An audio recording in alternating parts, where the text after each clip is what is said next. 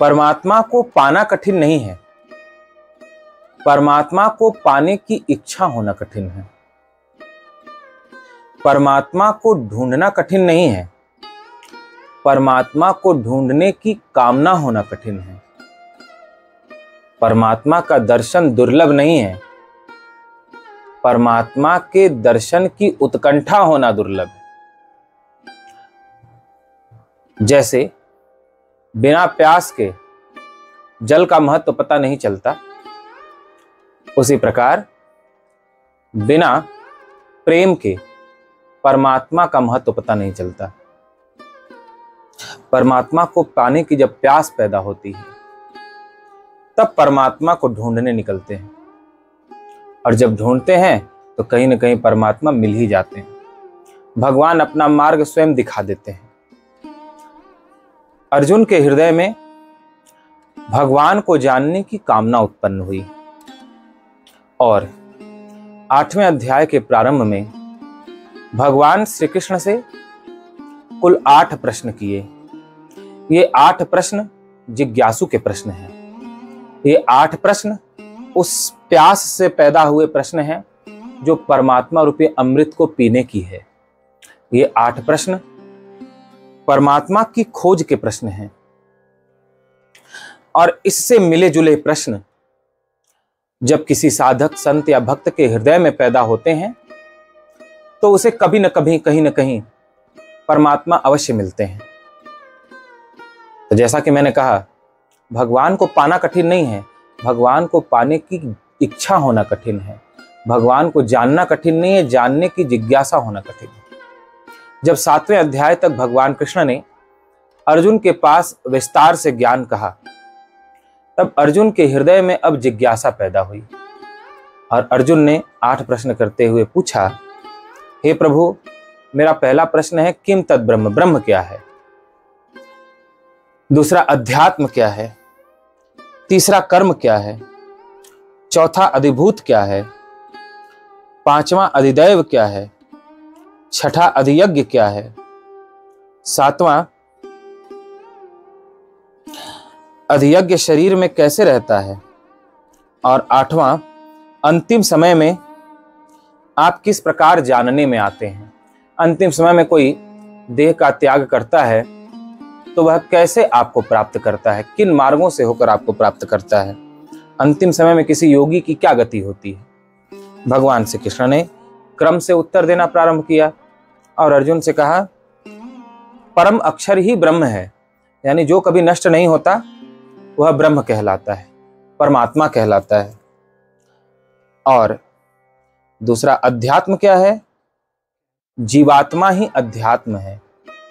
जो देह में रहने वाला जीव है, जिसने शरीर को मैं मान रखा है कि मैं शरीर हूं, वह जीवात्मा ही अध्यात्म कहलाता है। भूतों के भाव को उत्पन्न करने वाला त्याग ही कर्म है, यानी निष्काम कर्म। जो भगवान की प्रसन्नता के लिए निष्काम भाव से जो कुछ भी किया जाता है वही कर्म कहलाता है। उत्पत्ति और विनाश जिसका धर्म है, यानी जो उत्पन्न होता है, नष्ट हो जाता है, जन्मता है और मरता है, वह अधिभूत कहलाता है।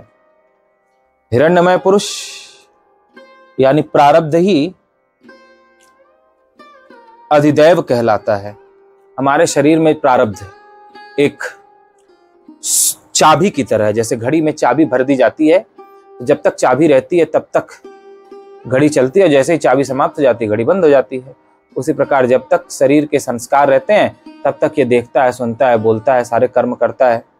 अब संस्कार समाप्त होते ही शरीर से प्राण निकल जाते हैं, शरीर की अवधि समाप्त हो जाती है। तो प्रारब्ध जो शरीर को धारण किए रहता है वह अधिदैव कहलाता है। और वासुदेव यानी परमात्मा, जो निराकार परमात्मा सभी शरीरों में व्याप्त हैं, वो परमात्मा ही अधियज्ञ कहलाते हैं। ये 8 प्रश्नों के उत्तर भगवान ने दिए। इनमें भगवान यह स्वरूप विस्तार से इसलिए बताते हैं ताकि आप इनके स्वरूप को जानकर धारण कर सकें। जैसे भगवान ने कहा, अधिभूत क्या है? जो नष्ट हो जाता है, उत्पन्न होता है, जन्मता है, मरता है, वो अधिभूत है। जैसे शरीर, तो शरीर उत्पन्न होकर नष्ट होने वाला है, इससे मोह मत करो। इसलिए भगवान ने बता दिया जो उत्पन्न होकर नष्ट होने वाला उससे मोह मत करो, तो उसका स्वरूप बता दिया।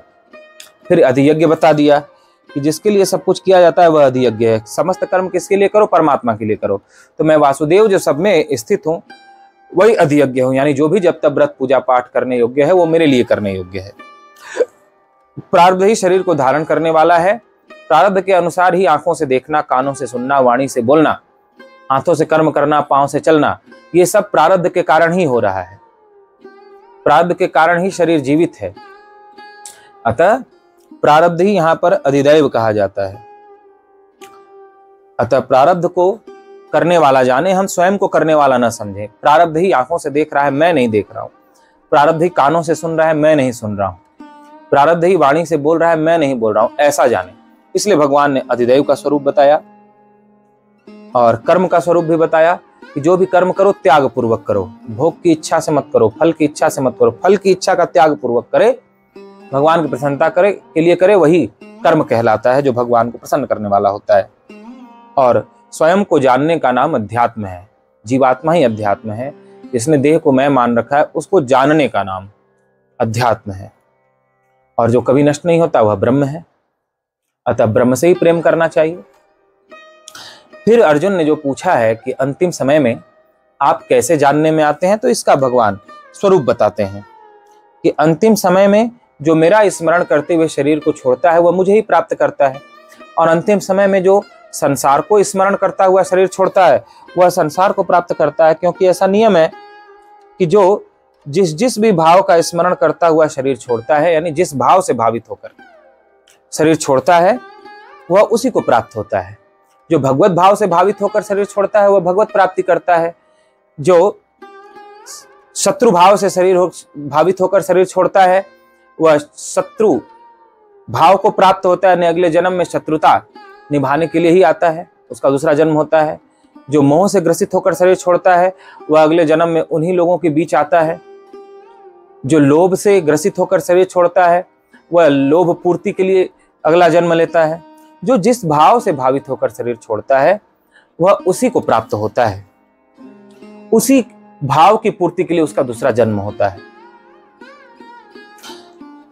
फिर कहते हैं, हे अर्जुन, यदि तुम मुझे प्राप्त करना चाहते हो तो प्रत्येक काल में मेरा स्मरण करते हुए युद्ध रूपी कर्म करते रहो। यदि तुम मेरा स्मरण करते हुए युद्ध करते रहोगे तो तुम्हारा युद्ध भी भजन बन जाएगा, तुम्हारा युद्ध भी निष्काम कर्म योग हो जाएगा। प्रत्येक कर्म भगवान को प्रसन्न करने के लिए करना, भगवान का स्मरण करते हुए करना। जीते चाहे हारें, लाभ हो चाहे हानि हो, सुख हो या दुख हो, ये सब भगवान पर छोड़कर करना, यही निष्काम कर्मयोग कहलाता है। और प्रतिक्षण प्रतिपल जो भगवान का स्मरण करते हुए संसार में अपने समस्त कर्मों को करता है, स्मरण करते हुए प्रत्येक कर्म को करे, तो अंतिम समय में भी भगवान का स्मरण बना रहता है। वह परमात्मा अनादि हैं, उनका कोई आदि नहीं है, प्रारंभ नहीं है। वो सर्वज्ञ है, सब कुछ जानने वाले हैं। वो सबके नियंता हैं, सब पर शासन करने वाले हैं। वे सूक्ष्म से भी अति सूक्ष्म हैं। वे परमात्मा सबका भरण पोषण करने वाले हैं। सूर्य के समान सबको प्रकाशित करने वाले हैं। जैसे सूर्य सभी को प्रकाशित करते हैं, ऐसे वे सबको समान रूप से प्रकाशित करते हैं, सबका समान रूप से भरण पोषण करते हैं, सबको समान रूप से चेतना प्रदान करते हैं। वो परम शुद्ध हैं, सच्चिदानंद स्वरूप हैं, परमानंद स्वरूप हैं, सत स्वरूप हैं, चैतन्य स्वरूप हैं।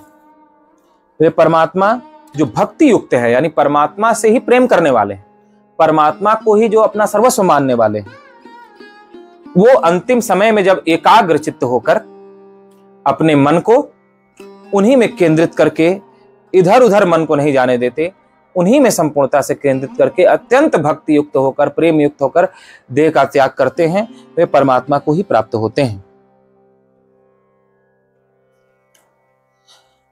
भगवान कहते हैं कि जो अपने इंद्रियों को संयमित करके और अपने मन को स्थिर करके ओम इस एक अक्षर ब्रह्म का चिंतन करते हुए प्राण का त्याग करता है, वह कभी न आने जाने वाली गति को प्राप्त होता है। जिसका मुझ में अनन्य चित्त है, यानी जो अनन्य, इन मेरे अलावा कोई दूसरा है ही नहीं, जो इस भावना से निरंतर मेरा भजन करता और स्मरण करता है, वह निसंदेह बड़ी सरलता से मुझे प्राप्त करता है। उसे मुझे पाने में कोई कठिनाई नहीं होती। जो मुझे ही अपना सर्वस्व मान लेता है, मेरे अलावा और किसी को अपना नहीं मानता, और मुझे ही अपना सर्वस्व मानकर जो प्रीतिपूर्वक मेरा स्मरण करता रहता है, वह बड़ी सहजता से मुझे प्राप्त कर लेता है। और मुझे प्राप्त करने वाला समस्त दुखों से सदा के लिए मुक्त हो जाता है। जब तक कोई जीव मुझे प्राप्त नहीं करता, तभी तक दुखों से घिरा रहता है। चाहे कितने भी जन्म लेकर दुख से छूटने के चाहे कितने भी उपाय कर ले, लेकिन जब तक मुझे प्राप्त नहीं कर लेता, तब तक दुखों से सदा के लिए नहीं छूट पाता। जितने भी लोक हैं, चाहे ब्रह्मा का लोक हो, चाहे विष्णु का लोक हो, चाहे शिव लोक हो, चाहे स्वर्ग लोक हो, ये सारे लोक आने जाने वाले हैं। किसी भी लोक में जाने पर पुनः गिरना पड़ता है। यानी कहने का अर्थ है, कामना से युक्त होकर चाहे आप शिव की उपासना करो, कामना से युक्त होकर चाहे देवी की उपासना करो, चाहे अपने पुण्य से जब तब व्रत साधन भजन से स्वर्ग जैसे सुख को प्राप्त कर लो। आप पृथ्वी पर ही हो, लेकिन स्वर्ग जैसा सुख प्राप्त हो गया आपको, तो आप मानो स्वर्ग में ही हो, स्वर्ग लोक है वह आपके लिए। आप पृथ्वी पर ही हो, लेकिन आप संपूर्णता से अपने अधिकार में सब कुछ रखते हो, और अभी ये जमीन खरीदा, फिर दूसरी जमीन खरीदा, ये बनाया वो बनाया, यानी सृजन का ही काम करते हो। तो मानो आप पृथ्वी पर ही ब्रह्मा लोक में हो, और हर तरह का बाल बच्चे अपना कमा खा रहे हैं, हर तरह का आपको नौकर चाकर गाड़ी घोड़ा हर तरह का सुख है, और आनंद में पड़े हुए हो। लक्ष्मी की भी कमी नहीं है, आप जो चाहते हो वो कर सकते हो। तो मानो आप पृथ्वी पर ही विष्णु लोक में हो। लेकिन इन सभी लोकों से फिर गिरना पड़ता है, मृत्यु सभी को गिरा देती है। तो लेकिन जो स्वयं को जान लेता है, परमात्मा को प्राप्त कर लेता है, वह सदा के लिए परमानंद परम शांति में स्वरूप में स्थित हो जाता है। तो सभी आने जाने वाले लोग हैं, केवल परमात्मा को छोड़कर। संपूर्ण चराचर भूत परमात्मा को प्राप्त कर लेने के बाद काल से मुक्त हो जाते हैं। जितने भी हैं वो सब काल के बंधन में है, सबकी समय सीमा है। कोई इतने वर्ष बाद मरेगा, कोई इतने वर्ष बाद मरेगा, कोई इतने वर्ष बाद नष्ट होगा, कोई इतने वर्ष बाद नष्ट, सबकी अपनी कालावधि है, समय सीमा है। लेकिन परमात्मा को जिसने प्राप्त कर लिया, वह शरीर से मुक्त हो जाता है, शरीर से अलग हो जाता है। अतः शरीर का जन्म मरण होता है, किंतु वह यह जान जाता है कि मैं तो शरीर हूं ही नहीं, तो फिर मेरे काल सीमा कैसे रह सकती है। यानी शरीर ही इतना ज्यादा समय में बंधा रहेगा, शरीर का ही तो समय निश्चित होगा कि इतने साल जिंदा रहेगा। लेकिन जब वह शरीर से अलग हो जाता है परमात्मा को जानकर, तो फिर मृत्यु का भी उसे कोई भय नहीं रह जाता, वह मृत्यु को भी पार कर जाता है। मुझे प्राप्त करने वाला, मेरे संकल्प से ही सारे भूत प्राणी उत्पन्न होते हैं और मुझ में ही विलीन हो जाते हैं। मैं ही सबको उत्पन्न करने वाला और सबको धारण करने वाला तथा सबको नष्ट करने वाला हूं।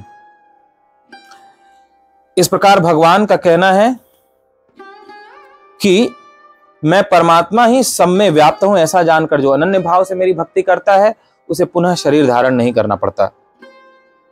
फिर दो प्रकार के मार्गों का वर्णन करते हैं, एक शुक्ल मार्ग, दूसरा कृष्ण मार्ग।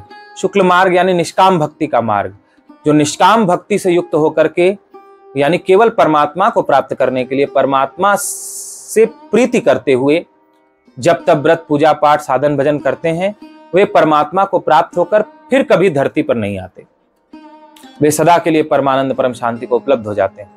लेकिन जो कृष्ण मार्ग से चलने वाले हैं, जो सकाम भक्ति करने वाले हैं, वे उत्पन्न होकर फिर नष्ट होते हैं। उन्हें फिर पृथ्वी पर आना पड़ता है, अनेक तरह के भोगों को भोग कर बार बार जन्मना और मरना पड़ता है। अतः भगवान आदेश देते हैं कि जो नष्ट हो जाने वाले ही हैं, दुख ही देने वाले हैं, जब तब व्रत साधन भजन या कोई भी कर्म उन विषयों के लिए न करके केवल मेरी प्रसन्नता के लिए करे, वही परम बुद्धिमान है, उसी का कल्याण होता है। यह संपूर्ण 8वें अध्याय का सार है। बोलिए गीता माता की जय।